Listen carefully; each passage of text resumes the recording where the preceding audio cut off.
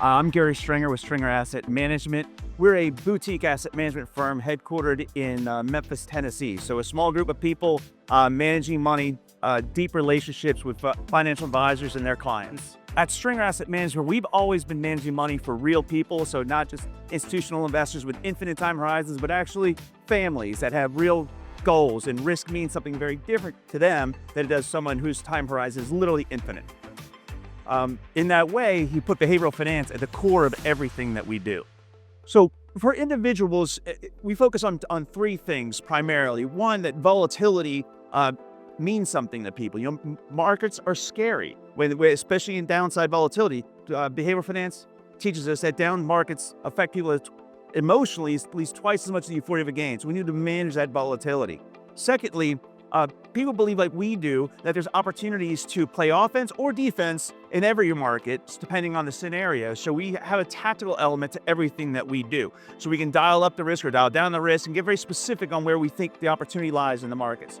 Thirdly, we think it's important to have a plan in case of emergency, which is to say we're not going to be fully invested at all times, because it turns out that market crashes do happen. And every time that a market crash happens, every day that goes by, that investor is getting one day closer to when they need that money. So we got to be very careful to not, for example, have an investor be fully invested during the financial crisis when they might be retiring the next year. And so we're very cognizant of those risks that an institution doesn't necessarily have. The opportunities today, we think, are everywhere, because there is a heightened uncertainty, and the market has been so narrowly led by the Mag 7 that, for example, you've got the 493 stocks that are blue chip US S&P 500 companies that haven't really participated. So we think there's a lot of opportunity in these uncertain areas, and this is really where strategies like ours can excel over time, because we're not just following what worked the last 2 years and ignoring the plethora of opportunity that's out there. So we think actually this point and going forward, the average investor is going to do better than they would have last couple of years, because the market opportunity is so much broader than it has been. We are a boutique shop, and we develop deep relationships with advisors. So you can see the huge firms that'll beat us on cost every day, right? You're never going to get the scale of these massive, gigantic shops.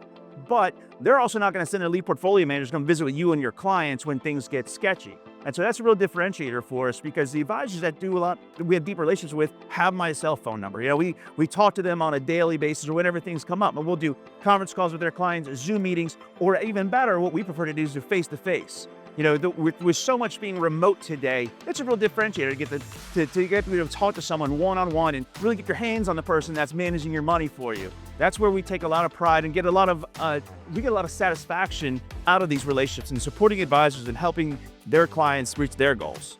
Great, because we get a lot of FaceTime with other professionals in the space, so we can hear about what is working for other organizations. We haven't created every great idea. So things like, how do you interact with financial advisors? How do you interact better with their clients to better deliver our message? So this is just hundreds of people getting together and sharing ideas is probably the best thing that we get out of it. My favorite exchange moment was probably the session with Bridgewater Associates, when they were talking about how the last 15 years were some of the best 15 years in financial markets, and very highly unlikely that the next 15 years will be as good as the last 15 years. So we need to be prepared to do something different than just the set it and forget it kind of strategy, because the world, it turns out, does change over time. So we got to be able to adapt in real time to these changing conditions.